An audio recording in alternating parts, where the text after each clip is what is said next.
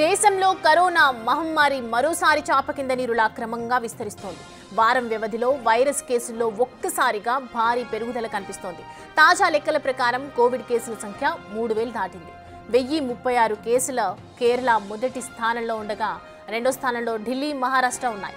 కేరళలో అత్యధికంగా వైరస్తో 7 మృతి చెందారు. ప్రస్తుతం వ్యాప్తి చెందుతున్న కోవిడ్ ఒమిక్రాన్ సబ్ వేరియంట్గా గుర్తించారు.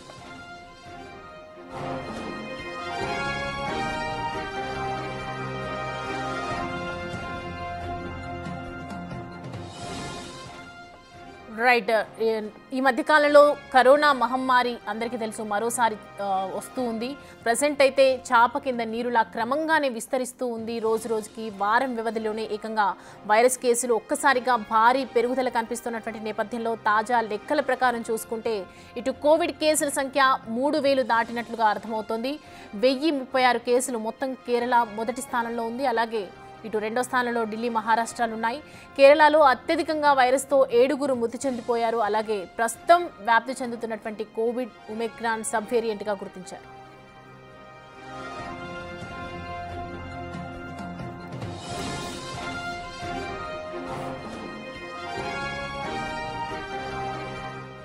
ఈ అంశానికి సంబంధించి పూర్తి డీటెయిల్స్ అందించడానికి మా ప్రతినిధి సుజాత జాయిన్ అవుతున్నారు. సుజాత, కోవిడ్కి సంబంధించి కేసెస్ పెరుగుతూ ఉన్నాయి. సో ప్రజెంట్ ఇప్పటి వరకు వచ్చినటువంటి కోవిడ్ కేసెస్ డీటెయిల్స్ ఏంటి, అసలు ఎలాంటి జాగ్రత్తలు తీసుకుంటున్నారు? సౌమ్య, దేశవ్యాప్తంగా కోవిడ్ విజృంభిస్తుంది. ఇప్పటికే 3000కి పైగానే కేసులు నమోదయ్యాయి. కేరళలోనే 1100కి పైగానే కేసులు నమోదవడంతో పాటు అటు ఢిల్లీ, కర్ణాటక వేరువేరు రాష్ట్రాల్లో కూడా కోవిడ్ కేసులు నమోదవుతున్నాయి. అయితే ఇప్పటి వరకు 7 కోవిడ్తో మృతి చెందినట్లు తెలుస్తుంది. కోవిడ్ వ్యాపించినటువంటి వాళ్ళు కూడా ఎక్కువ శాతం దీర్ఘకాలిక సమస్యలతో బాధపడుతున్నటువంటి వాళ్ళు, ఈ కోవిడ్ చనిపోయినటువంటి వాళ్ళు ఎక్కువ శాతం ఉన్నట్లుగా కూడా అటు వైద్య అధికారులు చెప్తున్నారు. ప్రస్తుతానికి తెలంగాణ రాష్ట్రంలో పెద్దగా భయపడాల్సినటువంటి పరిస్థితి లేదు. తక్కువ మేరకే కేసులు నమోదవుతున్నాయి. ఒకవేళ కేసులు నమోదైనప్పటికీ కూడా వాటిని ఎదుర్కోవడానికి, సకాలంలో ట్రీట్మెంట్ అందించడానికి హాస్పిటల్ అన్ని కూడా కోవిడ్ సెంటర్ని ఏర్పాటు చేయడానికి సిద్ధంగా ఉంది. మెడిసిన్ కూడా ఏర్పాటు చేశామని చెప్తున్నారు. కోవిడ్ ఫస్ట్ వేవ్, సెకండ్ వేవ్తో పోలిస్తే ఇప్పుడున్నటువంటి J1 సబ్ వేరియంట్ ఈ డిసీజ్ ఇదనేది చాలా తక్కువగానే ఉంటుంది. పెద్దగా భయపడాల్సిన అవసరం లేదు. కానీ దీర్ఘకాలిక సమస్యలతో బాధపడుతున్నటువంటి వాళ్ళకి ఈ వ్యాపిస్తే త్వరితగతిన వాళ్ళు ఎక్కువగా ప్రమాదానికి గురి అయ్యే అవకాశం ఉంటుంది. కాబట్టి వాళ్ళు కొంతమేరకు జాగ్రత్తలు తీసుకోవాలి. ఇంకొక వైపు వాతావరణంలో మార్పులు వస్తున్నాయి కాబట్టి రానున్న రోజుల్లో వర్షాలు, అదేవిధంగా క్లైమేట్ కొంతమేరకు కూల్గా ఉండే అవకాశం ఉంటుంది. కోల్డ్, ఫీవర్ ఇలాంటివి వచ్చినప్పుడు 1-2 రోజుల్లో వెంటనే హాస్పిటల్కి వెళ్ళి చూయించుకోండి.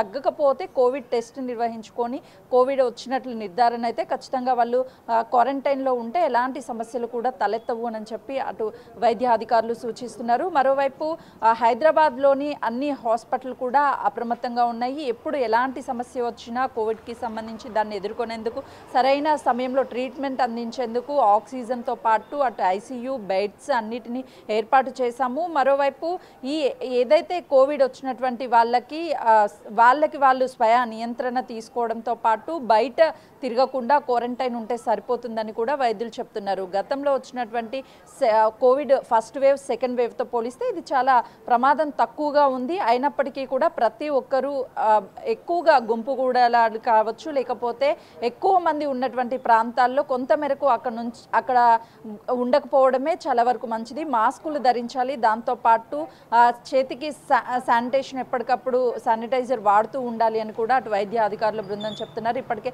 తెలంగాణ రాష్ట్రంలో ఉన్నటువంటి అన్ని జిల్లాలలోనూ వైద్యాధికారులు కూడా అప్రమత్తంగా ఉన్నారు. ఎప్పుడు ఎలాంటి సిచ్యువేషన్ వచ్చినా కూడా ఎదుర్కోవడానికి సిద్ధంగా ఉన్నామని చెప్తున్నారు. మరోవైపు వైద్యాధికారుల కార్యదర్శులకు కూడా మీటింగ్లు ఏర్పాటు చేసి అక్కడికక్కడ అప్రమత్తం చేశారు. ప్రజల్లో తప్పకుండా అవగాహన రావాలి. Covid first wave, second wave వచ్చినప్పుడు చాలా వరకు లాక్డౌన్ విధించడము, ఆ తర్వాత ప్రతి ఒక్కరూ ఇళ్లలో ఉండి తమకు తమ ఆరోగ్యాన్ని కాపాడుకోవడంతో పాటు స్వయం నియంత్రణగా వాళ్ళు కోవిడ్ బారిన పడకుండా కొన్ని జాగ్రత్తలు తీసుకున్నారు. అదేవిధంగా ఇప్పుడు కూడా కొంతమేరకు ఈ వైరస్ అనేది అంత ప్రమాదకరం కాకపోయినప్పటికీ కూడా స్వయంగా వాళ్ళ నియంత్రణ చేసుకోవాలి, ఎక్కడికక్కడ ప్రికాషన్స్ పాటిస్తూ ఉండాలి అని చెప్పేసి కూడా వైద్య అధికారులు ముందుగా సూచిస్తున్నారు. ఇది ఎక్కువ శాతము దీర్ఘకాలిక సమస్యలతో బాధపడుతున్నటువంటి వాళ్ళు కొంతమేరకు అప్రమత్తంగా ఉండాలి. మిగతా వారికి ఈ వైరస్ సోకినప్పటికీ కూడా కొంతమేరకు స్ట్రాంగ్గా ఉంటారు, ఇది పెద్ద ప్రమాదం కాదు అని కూడా వైద్యాధికారులు చెప్తున్నారు. ఇప్పటికే రాష్ట్రాల్లో అటు ఆంధ్ర కావచ్చు, తెలంగాణ ప్రాంతాల్లో కూడా కొంతమేరకు ఈ వైరస్ అనేది మెల్లమెల్లగా వ్యాపిస్తుంది. మే 25 వరకు కొంతమేరకు కంట్రోల్లో ఉన్నటువంటి ఈ వైరస్ 4 రెట్లు ఎక్కువగా ఇప్పుడు వ్యాపించడంతో కొంతమేరకు ఆందోళన చెందుతున్నారు ప్రజలు. కానీ ఎలాంటి ఆందోళన చెందాల్సినటువంటి అవసరం లేదు. తెలంగాణ రాష్ట్రంలో ఇప్పటికే వైద్య అధికారులంతా కూడా అప్రమత్తమయ్యారు. తెలంగాణ రాష్ట్ర ప్రభుత్వం కూడా ఎక్కడికక్కడ కోవిడ్ వార్డులను ఏర్పాటు చేసింది. అంటే గాంధీలో గతంలోనే కోవిడ్ వేవ్ వచ్చినప్పుడు వచ్చినటువంటి కోవిడ్ పేషెంట్స్కి ట్రీట్మెంట్ అందించేందుకు హైదరాబాద్లోని చాలా హాస్పిటల్లో, ప్రభుత్వ హాస్పిటల్లో కోవిడ్ వార్డులను ఏర్పాటు చేశారు. రీసెంట్గానే ఈ J1 సబ్ వేరియంట్ కోవిడ్ వచ్చింది అన్న నేపథ్యంలోనే కొంతమేరకు గాంధీ హాస్పిటల్లో కూడా ఎప్పటికప్పుడు వైద్య అధికారులు కోవిడ్ పేషెంట్స్ వస్తే వాళ్ళకి టెస్టులు నిర్వహించడంతో పాటు అడ్మిట్ చేయడానికి కూడా కోవిడ్ వార్డుని ఏర్పాటు చేశారు.